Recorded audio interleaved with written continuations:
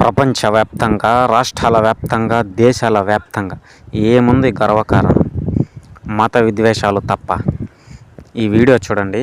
మీరెప్పుడైనా పక్కవారి ప్రార్థనా ఆలయాలు ఎప్పుడైనా అక్కడికి వెళ్ళి ఈ విధంగా సిగరెట్లు తాగటం, మందు తాగటం, చెడు పనులు చేయటం మీరు ఎప్పుడైనా చేశారా? చేయలేదు కదా. ఇక్కడ చూడండి, ఇది చర్చి, ఆర్సిఎం చర్చి అంటే క్రిస్టియన్స్. ఇది ఎంత పవిత్రమైనదో మీ అందరికీ తెలుసు. అంటే ఎవరి ఆలయాలు వాళ్ళకి పవిత్రం, అలాగే ఇది క్రిస్టియన్స్కి పవిత్రమైంది. చూడండి, ఒక అతను వచ్చి అక్కడ సిగరెట్ తాగుతున్నాడు. అది చర్చి దగ్గరకు వచ్చి సిగరెట్ తాగుతున్నాడు. చూడండి ఒకసారి. ఇలాంటివి చూస్తే మత కల్లోలాలు ఎలా ఉంటాయి? యూట్యూబ్లో ప్రబలమైపోతాయి మత కల్లోలాలు, గొడవలు, కొట్లాటలు, తగాదాలు.